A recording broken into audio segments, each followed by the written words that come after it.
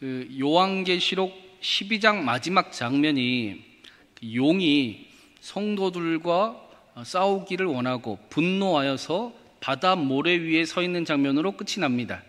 그게 마지막 장면이었어요. 요한계시록은 예수님의 계명을 지키며 또 예수님의 그 증거를 전하는 자들과 싸우는 세력이 있음을 우리에게 계속 보여주고 있습니다. 성도의 삶에 믿음의 싸움이 있고 그 싸움에 우리가 승리해 가는 과정 속에 예수님을 더 알아가게 된다. 예수님을 알아가는 은혜가 경험된다. 예수님의 승리를 이 땅에서 맛보게 된다라고 말씀하고 있는 것입니다. 사도 바울도 에베소서에서 우리들이 싸울 것은 혈과 육이 아니요 하늘의 어둠의 권세자들이다 영이라 라고 말씀을 했습니다. 우리는 우리의 눈에 보이는 게 다가 아니지 않습니까? 우리는 성경은 우리에게 눈에 보이는 게 다가 아니야. 제발 눈에 보이는 대로만 판단하며 살아가지 마라는 지혜를 우리에게 허락해 줍니다. 우리가 눈에 보이는 대로만 살아가면 낙심하고 포기하고 힘을 낼 수 없는 일들이 수두룩한데, 그러나 우리에게 하나님의 방법과 하나님의 뜻과 하나님이 기뻐하시는 우리를 위한 선택을 할 수 있는 힘을 주시고 또 그 일을 돕는 분을 우리에게 계속해서 말씀하시며 우리의 삶이 승리하는 삶, 생명을 이루는 삶으로 우리를 이끌어 가고 있습니다. 이 시대의 최고 설교자라고 불렸던 마틴 로이드 존스 목사님이 이런 말씀을 하셨어요. 우리 한번 같이 읽어보겠습니다. 오늘날 교회가 부실하게 된 주된 원인은 마귀를 잊어버리고 있기 때문이라고 확신한다.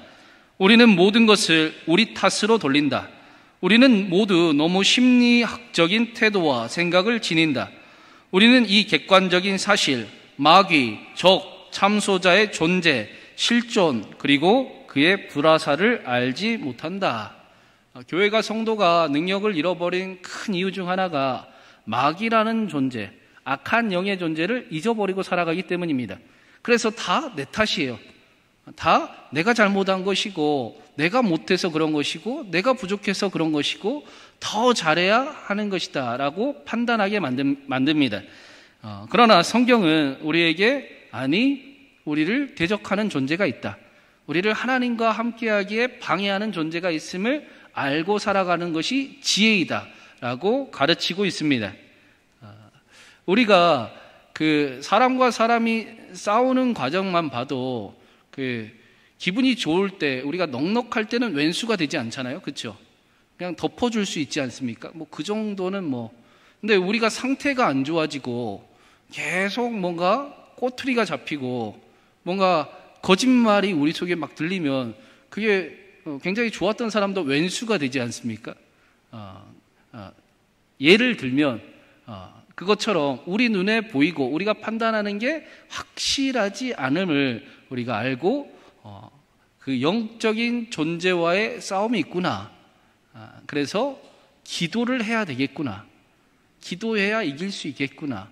내 삶에 기도가 필요하구나 라는 사실을 우리가 기억하고 성도의 삶을 살아갈 수 있기를 바랍니다. 오늘 말씀에서 요한계시록 13장은 그런 의미에서 굉장히 우리에게 중요합니다. 왜 중요하냐? 그 영적인 존재가 우리와 어떻게 싸움을 하는지를 설명해 주고 있기 때문입니다. 우리 1절과 2절을 한번 같이 읽어보겠습니다. 1절, 2절입니다. 내가 보니 바다에서 한 짐승이 나오는데 뿔이 10이요 머리가 7이라. 그 뿔에는 10 왕관이 있고 그 머리들에는 신성모독하는 이름들이 있더라. 내가 본 짐승은 표범과 비슷하고 그 발은 곰의 발 같고 그 입은 사자의 입 같은데 용이 자기의 능력과 보좌와 큰 권세를 그에게 주었더라. 용이 분노하여 바다 모래 위에 서 있는데 바다에서 한 짐승이 올라오고 있습니다. 이 짐승의 모습이 용의 모습과 거의 비슷합니다. 보니까 머리가 7이고 뿔이 10이고 왕관을 쓰고 있습니다. 용이 그렇게 생겼었습니다. 바다에서 나온 짐승이 붉은 용과 비슷합니다. 붉은 용을 마귀라, 사탄이라 라고 말씀을 했지 않습니까? 근데 그 짐승이 또 등장을 하고 있는 겁니다. 이 짐승의 모습을 보니까 표범과 비슷하고 고무의 모습을 하고 있고 사자의 입을 하고 있습니다. 이 모습이 다니엘서 7장에도 똑같이 나와요. 우리 다니엘서 7장도 한번 읽어보겠습니다. 큰 짐승 넷이 바다에 나왔는데 그 모양이 각각 다르더라. 첫째는 사자와 같은데 또 보니 다른 짐승 곧 둘째는 곰과 같은데 그 후에 내가 또 본즉 다른 짐승 곧 표범과 같은 것이 있는데 그 짐승에게 또 머리 넷이 있으며 권세를 받았더라.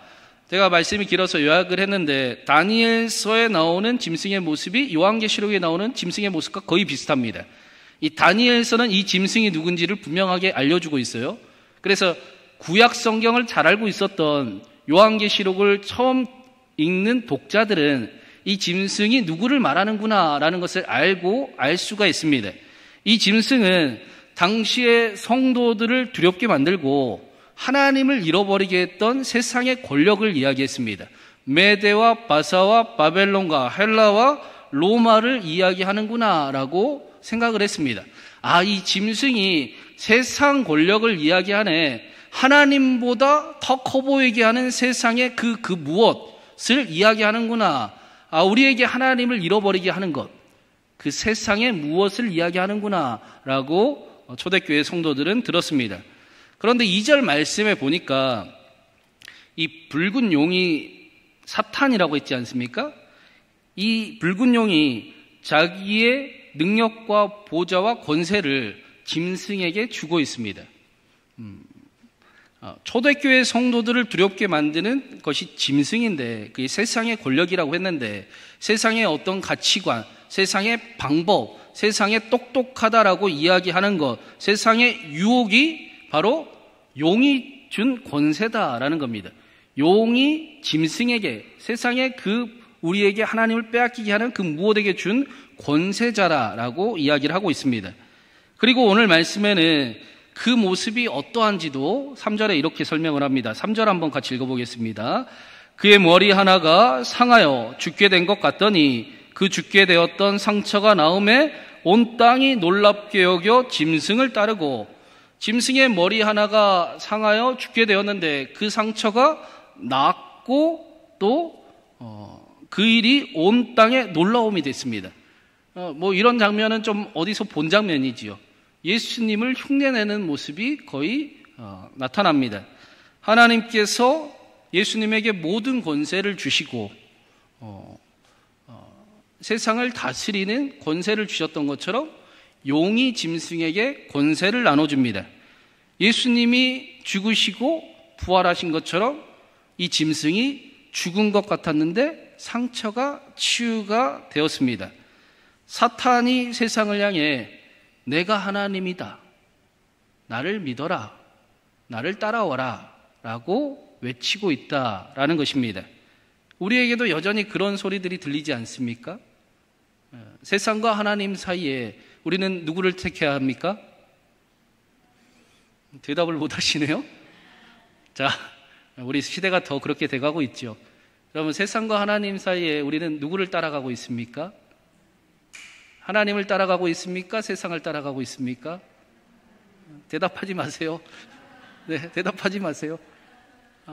그 일이 우리에게 나타나고 있다. 세상이 하나님의 역할을 톡톡히 하고 하나님을 흉내내고 나를 따라오너라 라고 이야기를 하고 있습니다. 그러자 온 땅이 짐승을 놀랍게 여기고 짐승을 따라갔습니다. 4절 말씀도 한번 보십시오. 4절 한번 같이 읽겠습니다.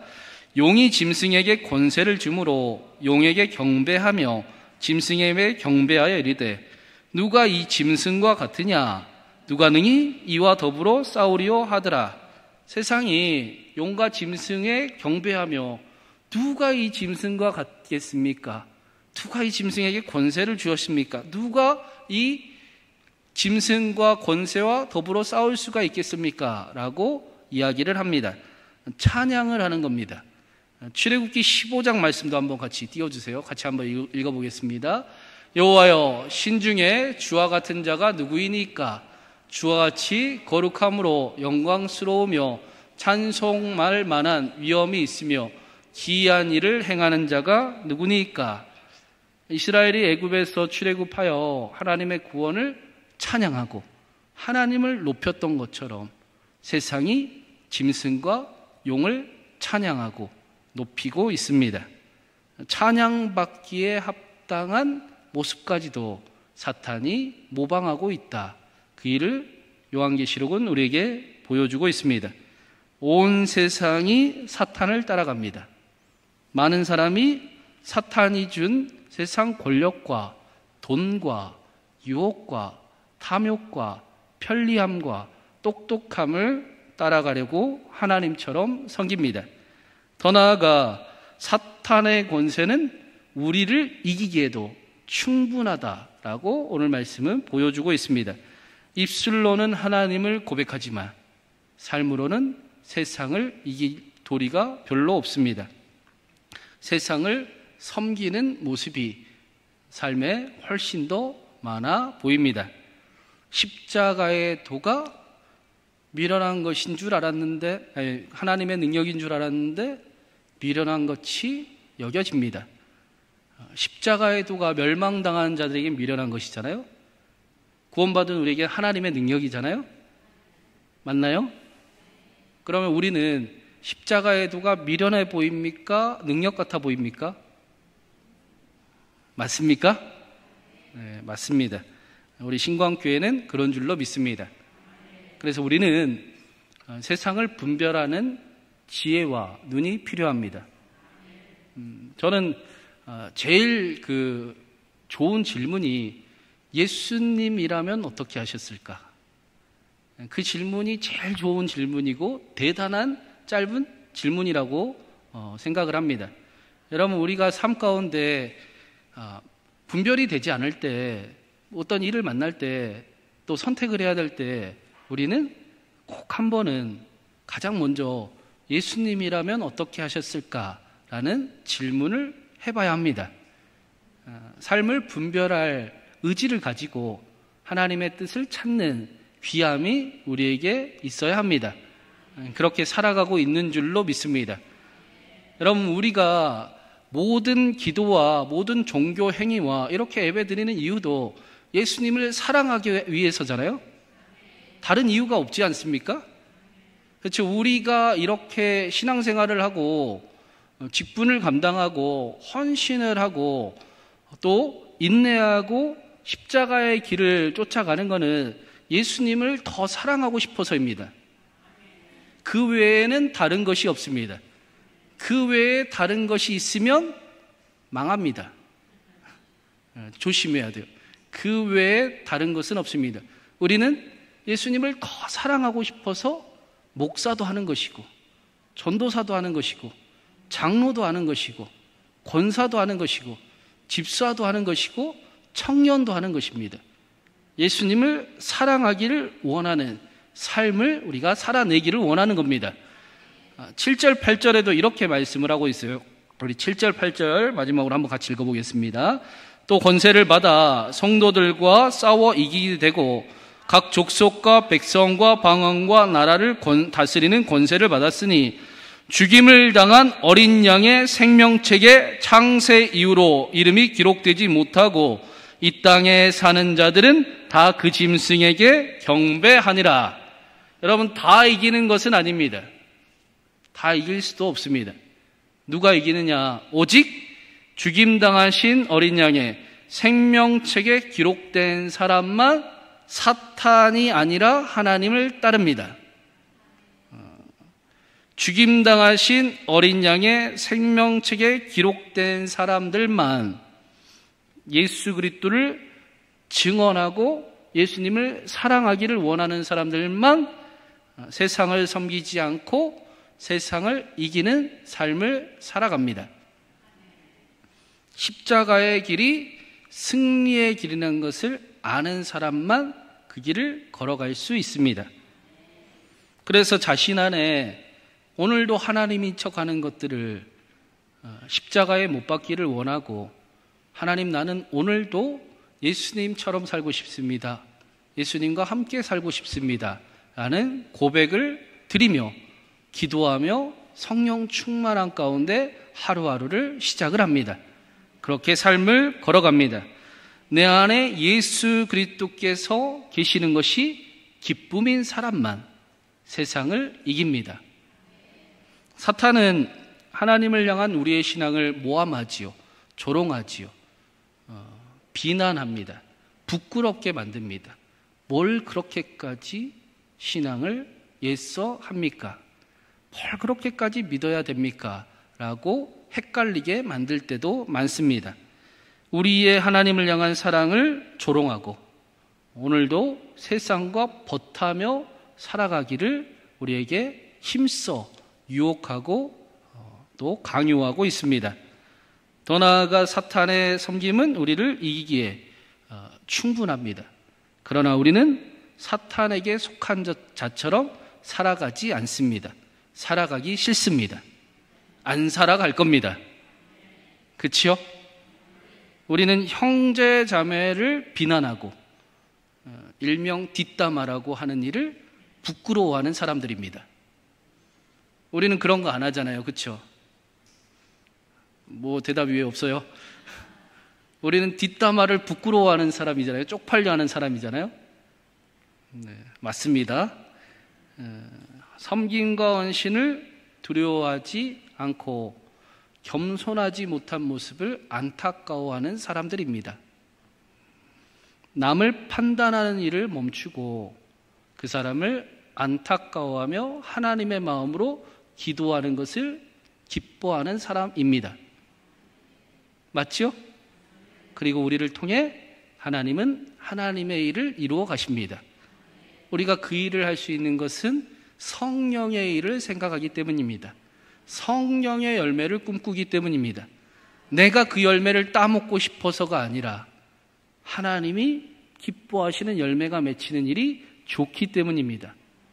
예수님을 더 사랑하고 싶어서 그 길에 예수님을 배우고 예수님을 알아가고 예수님과 함께함을 알기 때문입니다. 우리를 통해 나의 그 삶을 통해 나의 가정과 교회가 아름다워짐을 믿기 때문입니다. 하나님은 그 일을 이루십니다. 하나님은 지금도 그 일을 우리에게 보여주고 계십니다. 우리의 오랜 기도와 우리의 눈물의 기도를 하나님이 응답하고 계십니다.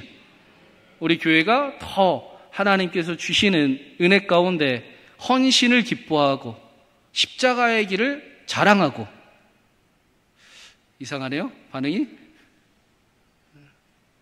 하나님의 일을 소중히 여기는 놀라운 은혜가 넘치고 넘쳐서 하나님이 기뻐하는 교회, 하나님이 원하시는 교회, 성도가 행복한 교회를 함께 이루어가기를 바랍니다. 우리의 그러한 삶이, 우리는 끝을 알잖아요. 우리는 욕심 따라 살아봤지 않습니까? 세상의 끝이 어떻게 가는지 알지 않습니까? 우리는 답을 알고 있습니다. 그래서 우리는 세상을 쫓아가지 않고 세상이 유혹하나 나는 당당히는 못해도 거부하고 나는 하나님의 길을 따라갑니다. 그 길에 생명이 있기 때문입니다. 그 길에 회복이 있기 때문입니다. 우리를 통해, 우리의 삶을 통해 우리의 교회와 우리의 가정이 하나님의 축복으로, 하나님의 회복으로 넘칠 것을 믿기 때문입니다. 사랑하는 여러분, 하나님께서 우리에게 더욱 힘을 주실 겁니다. 하나님이 시작하신 일을 우리에게 이루게 하시고 그 아름다움을 맛보게 하시고 또 그 일을 우리의 가정에도 우리의 삶의 자리에도 이루게 하실 것입니다. 우리는 세상을 섬기는 사람이 아니라 하나님을 섬기는 사람들입니다. 우리는 예수 그리스도를 사랑하기를 원하는 사람들입니다. 우리는 이긴 길을 걸어가고 있는 사람들입니다. 저와 여러분의 그 믿음의 선택과 길을 통해 우리의 가정이 복되지고 우리 교회가 아름다워지고 하나님의 나라가 우리에게 경험되고 또 맛보아지기를 간절히 바랍니다. 그 길을 걸어가는 저와 여러분에게 이겼다 말씀하시는 하나님의 놀라운 은혜와 또 하나님의 권세가 저와 여러분의 삶에 통하여 가득 나타나기를 주님의 이름으로 축원합니다. 우리 시간에 하나님